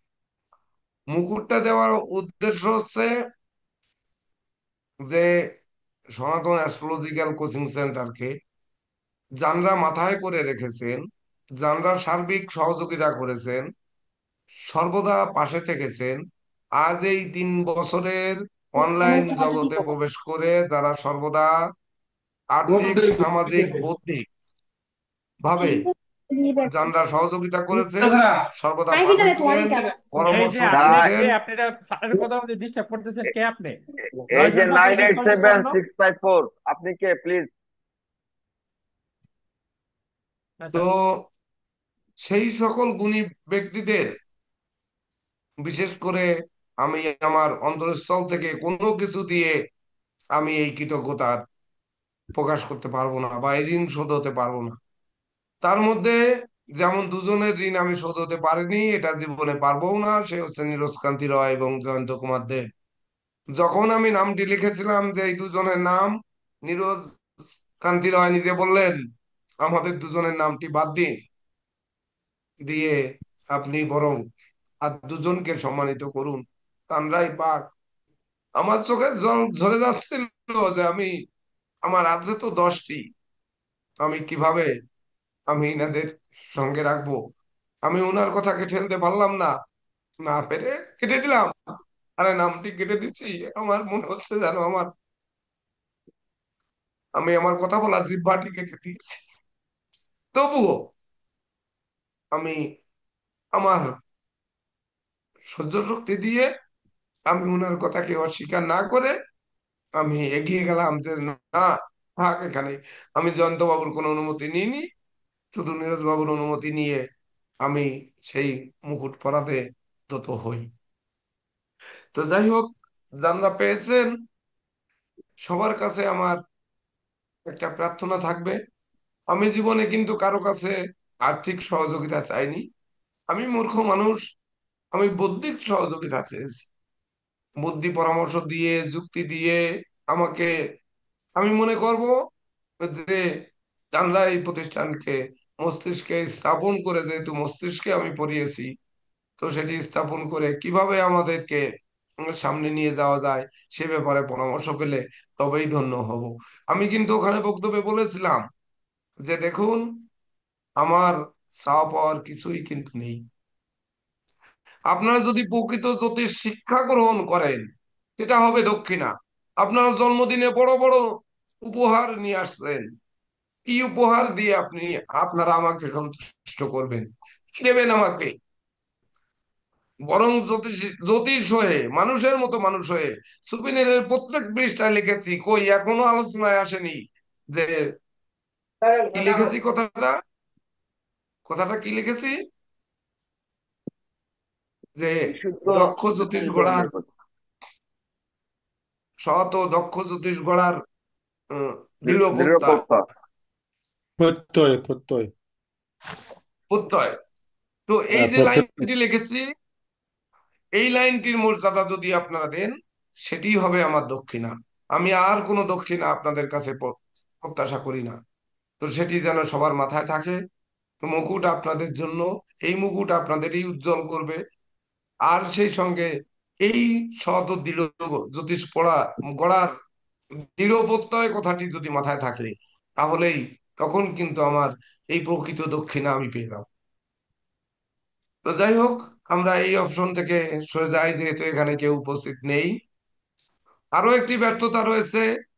আমি অন্যদিকে খেয়াল করতে গিয়ে যখন আমাদের দুজন ফরেন গেস্ট ছিলেন, তাদের বক্তব্যটা নেওয়া হয়নি, আমি এসে শুনি নেওয়া হয়নি। বাহ, কি হলো, কেন নেওয়া হয়নি?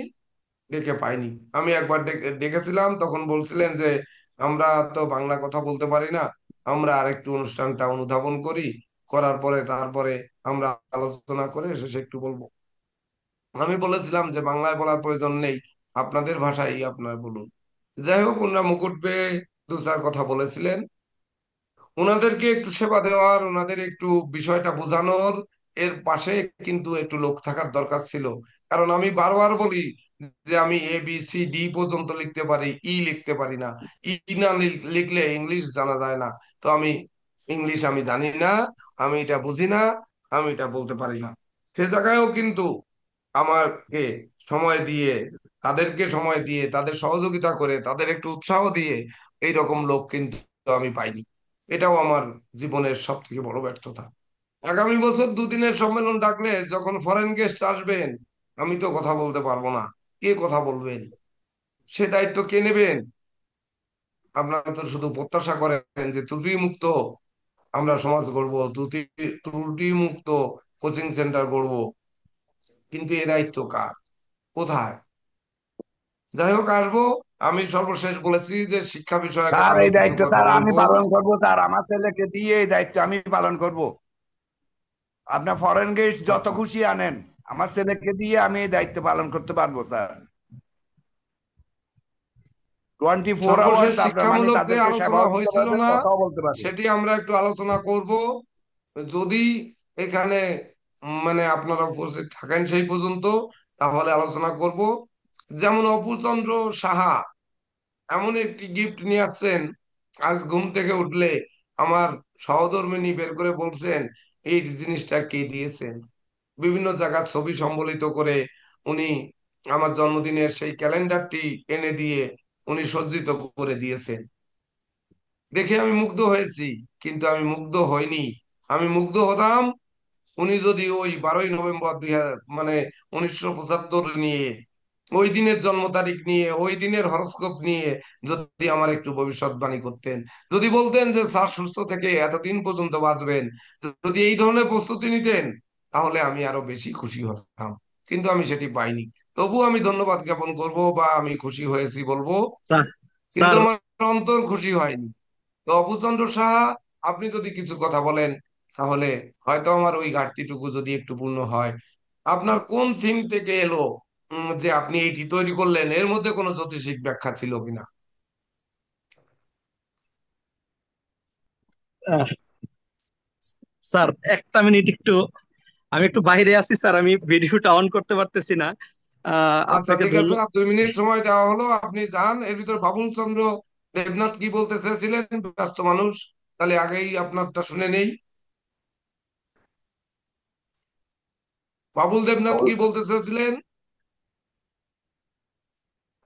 স্যার আমি স্যার এই প্রোগ্রাম বিষয়ে দু চার কথা বলতে চাইছি স্যার। হ্যাঁ, বলেন, এটা আমার অনুরোধ আর সংক্ষিপ্ত কি, বলবেন। যে সামনের দিকে ওইগুলা যে বিষয়ভিত্তিক আলোচনা, সেই ব্যক্তির নাম নির্দেশ করে যে তোমাকে এটা বলতে হইবে, এটার উপরে টপিক দিতে হবে।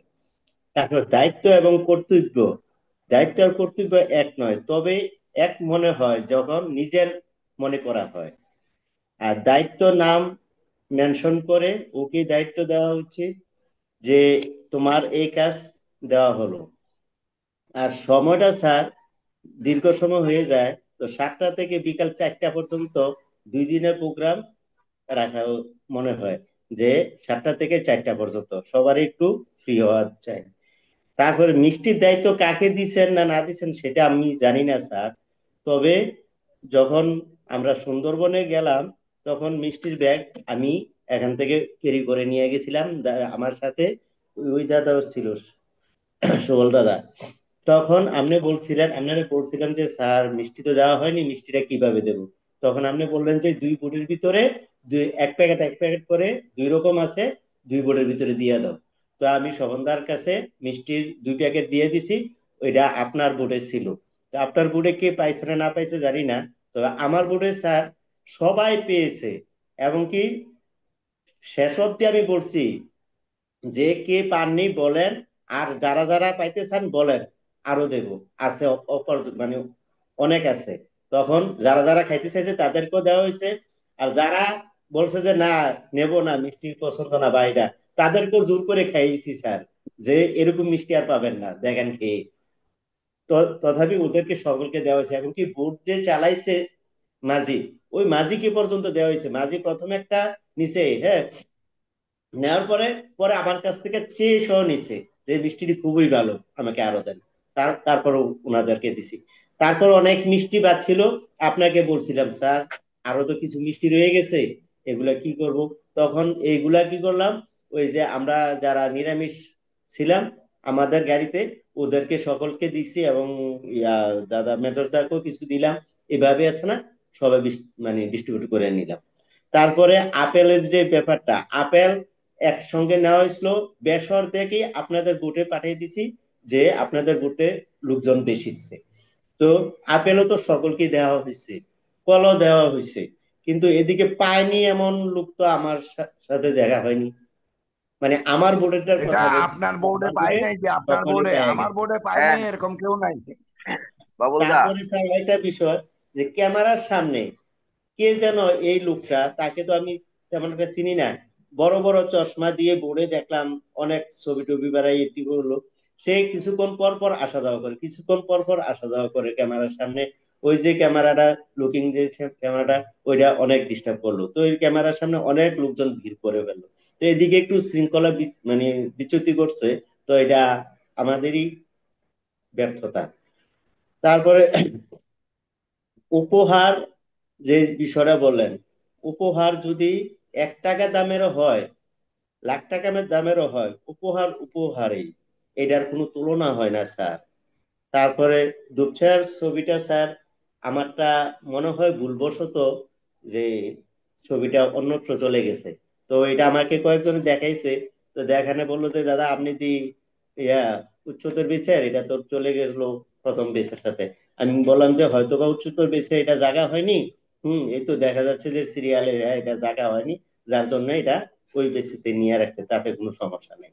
আমি কিন্তু বলছি উচ্চতর ব্যাচে পেজ ফিল আপ হয়ে যাওয়ার পরে প্রাথমিক ব্যাচের একজনের ছবি ঢোকে। আমি বললাম ইনারটা ওখানে দিয়ে দিন, এটা আমি নিজে দিয়েছি। আমি ওখান থেকে অ্যারো দিয়ে নাম্বার দিয়ে আমি লাস্ট পেজে নিয়ে আমি নিজে দিয়েছি, ওটা ইচ্ছাকৃত হুম, ভাবে দিয়েছি। এত তো সমস্যা নেই স্যার, এদিকে অভিযোগ আনবে কেন? অভিযোগের কি আছে স্যার?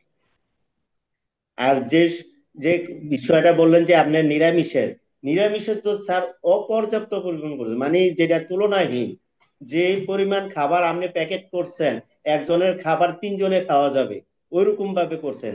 তারপরে কি নিরামিষ হাতে গোনা কিছু জন, তার ডাবলে ডাবল আপনি করে রাখছেন, অনেক খাবার নষ্ট হয়ে গেল। এগুলা তো স্যার ইয়াতে প্রথমেই তো নিরামিষ আহার প্রয়োজন, এগুলো তো ইয়াতে পাঠানো হয়েছে, তারপর আপনি এতগুলা করলেন। আর এই যে হ্যাঁ, বিস্কুটের কিন্তু বিষয়টা বললেন যে যখন স্যার। আপনার সুন্দরবন যাবেন, আপনাদের হ্যাঁ, বলেছিলাম শুকনো খাবার নিতে। শুকনো হ্যাঁ, খাবারে আপনারা কেউ দায়িত্ব নেননি। মনকে যদি আগে নিরামিষ আহার করেন আপনারা, আমার যদি দৃশ্যটা থাকে ক্ষমা সুন্দর দৃষ্টিতে দেখবেন, তাহলে মনকে আগে নিরামিষ করুন। মনকে নিরামিষ করতে গেলে আমার কখন কি দরকার? আমি এখনো পর্যন্ত বিদেশে গেলে চিড়া নিয়ে যাই, প্রত্যেকবার কাস্টমসে আমার ব্যাগ আটকায় যে এর ভিতর কি।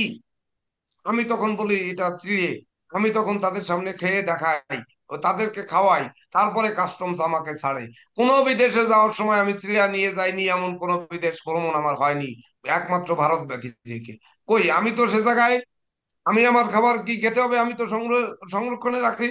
আমি তো বলেছিলাম আপনাদের আগের জুম মিটিং এ, আমরা রেকর্ড দেখে নেবেন, যে প্রত্যেকে খাবার রাখবেন, প্রয়োজনে কি খাবার নেবেন টাকাটা আমার কাছ থেকে নেন, আগে অ্যাডভান্স নেন, আগে বিকাশ করে নিন, আপনার খাবারটা সংগ্রহ করুন।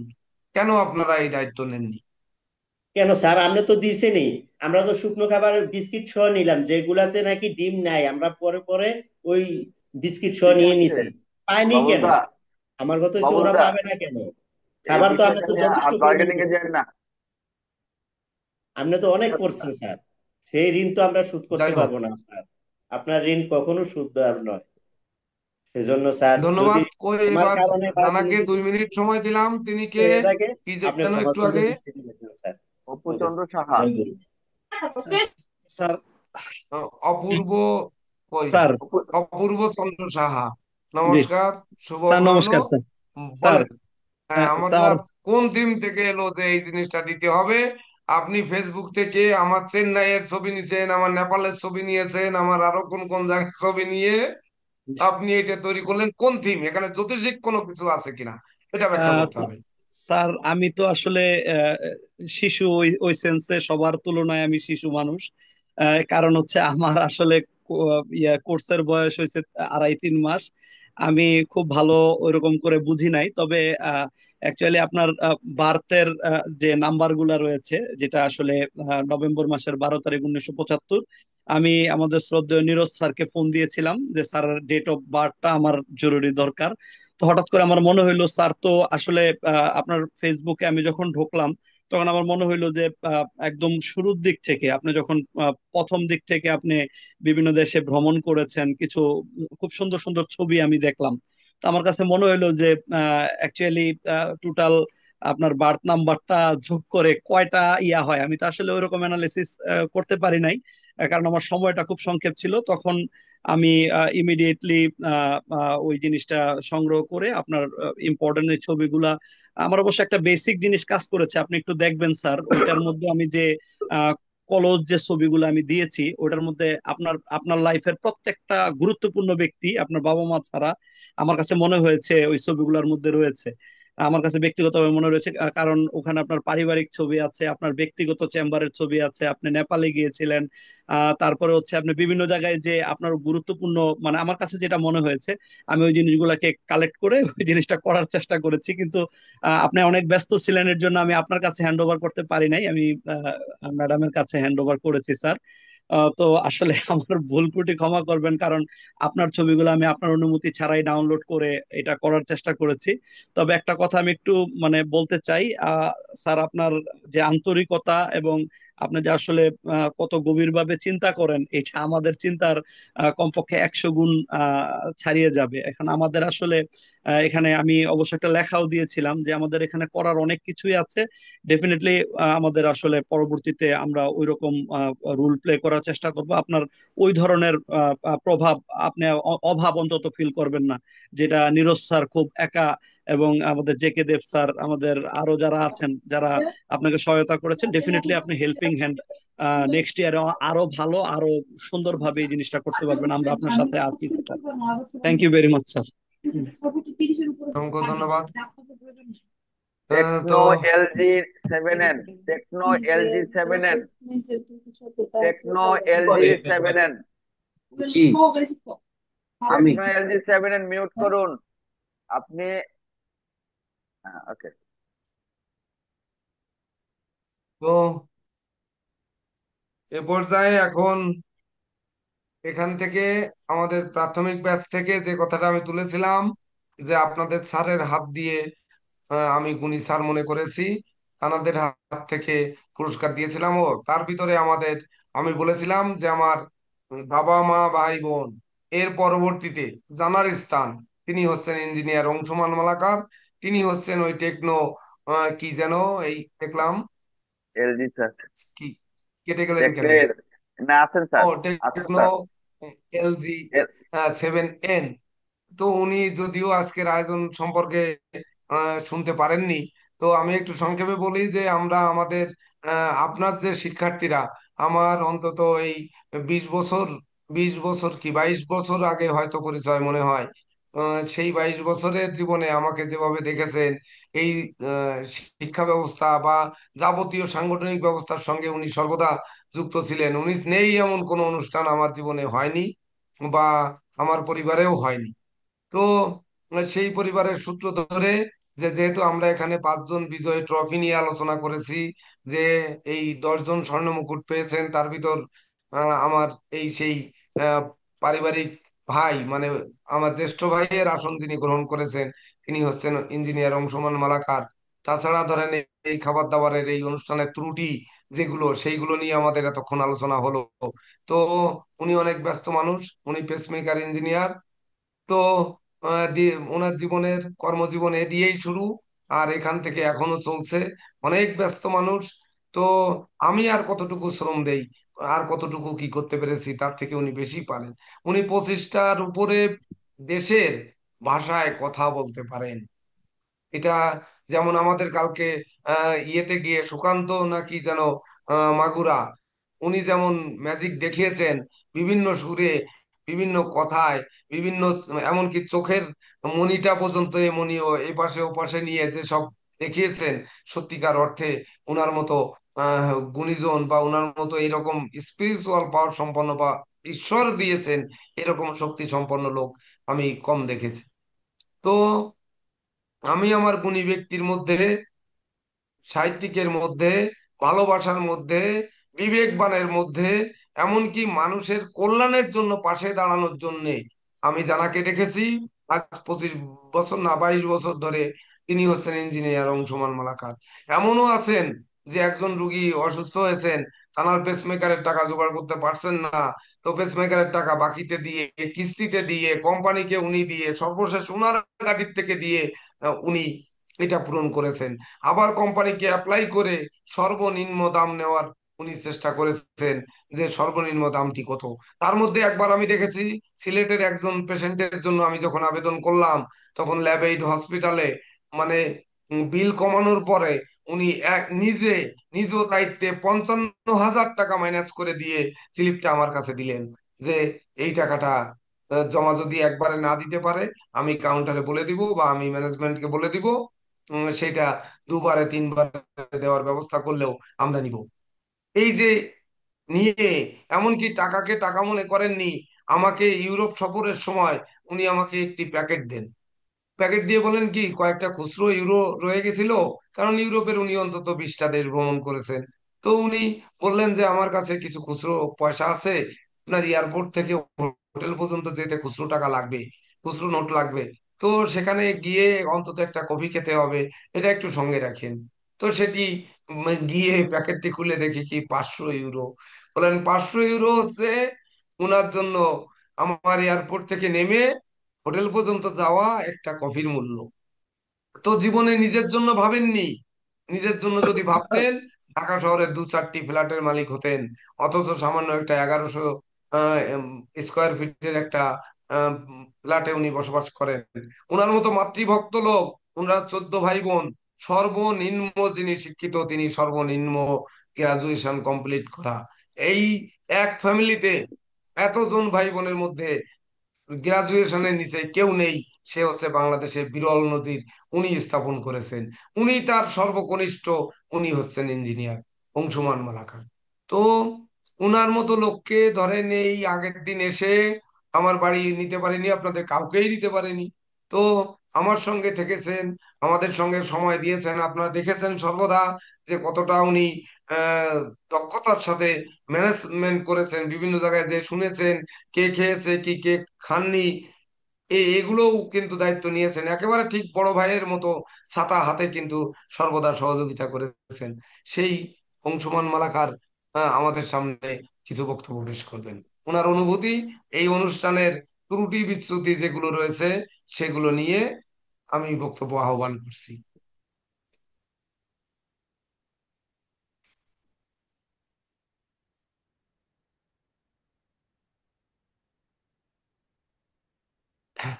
মিউট হ্যাঁ রয়েছেন। হ্যাঁ নমস্কার। হ্যাঁ হ্যাঁ নমস্কার দাদা। নমস্কার। সবাইকে আমার নমস্কার। নমস্কার এবং গুড ইভিনিং। আমি আসলে কি বলবো, দাদা তো আসলে একটু আমার সম্বন্ধে বাড়িয়েই বলে, আমি ওই অত কিছু না। তো যাই হোক, দাদার এই প্রোগ্রামটা আমি অনেক আগে থেকে চেষ্টা করছিলাম যে টাইমলি যেন যেতে পারি, এবং টাইমলি যাওয়ার জন্য আমি আগে থেকেই 3 দিন আর 4 দিন আগে থেকেই সব ধরনের প্রস্তুতি গ্রহণ করে রাখছিলাম, এবং সর্বসাকল্যে ফাইনালি আমি টাইমলি যেতে পেরেছি এবং সবার সাথে খুব আন্তরিকপূর্ণ একটা দীর্ঘ সময় সকাল 6:30টার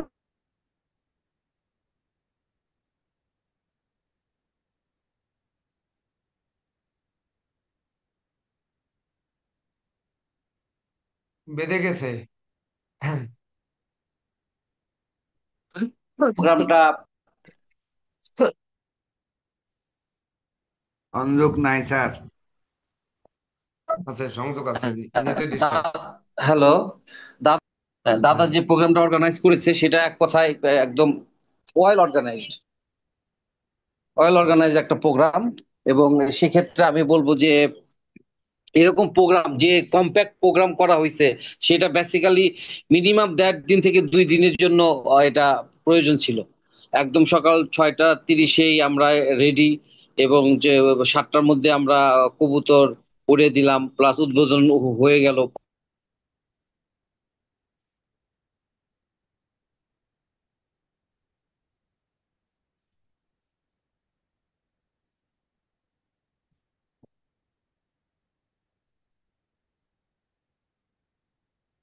বক্তব্য পেশ করা, এই প্রত্যেকটা বিষয় খুব সুসম্পন্ন এবং অর্গানাইজড ওয়েতে হয়েছে।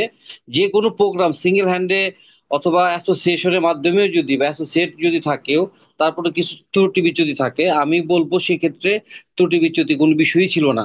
প্রত্যেকটা জিনিস অর্গানাইজড ভাবে হয়েছে, এবং যে কম্প্যাক্ট আকারে হয়েছে এই জিনিসটা, এই প্রোগ্রামটা অ্যাকচুয়ালি আমি হিসাব করে দেখছি যে 1.5 দিনের প্রোগ্রাম, একদিন ফুল ডে এবং পরবর্তী হাফ ডে, 1.5 দিনের প্রোগ্রাম আছে এটা। তো আমরা যাই হোক, দাদা যেভাবে অর্গানাইজ করছে এক কথায় অতুলনীয়। এটা যে কারো জন্য এটা একটা দৃষ্টান্তমূলক যে এইভাবেও প্রোগ্রাম করা যায়। এবং প্রত্যেকটা ব্যক্তি, আমার কাছে সবচেয়ে ভালো লাগছে যে প্রত্যেকটা ব্যক্তি 6:30টায় নির্দেশ দেওয়া হয়েছে, 6:30টার সময় আমরা লবিতে থাকবো, হোটেলের নিচে থাকবো, এবং প্রত্যেকটা ব্যক্তি কিন্তু অলমোস্ট 90% লোক কিন্তু আপনার 6:30 থেকে 6:40-এর মধ্যে সবাই উপস্থিত হয়ে আসছে। এই জিনিসটা আমাকে খুব মানে মুগ্ধ করেছে। এবং দাদার যে ইনফ্লুয়েন্সিয়াল যে ক্যাপাসিটি বা ক্যাপাবিলিটি, এইটা কিন্তু এক কথায় ইনকম্পারেবল। দাদার অনেক বিষয় আছে যেটা কিনা কখনোই কম্পেয়ারই করা যায় না কারোর সাথে, একদম টোটাল ইনকম্পারেবল।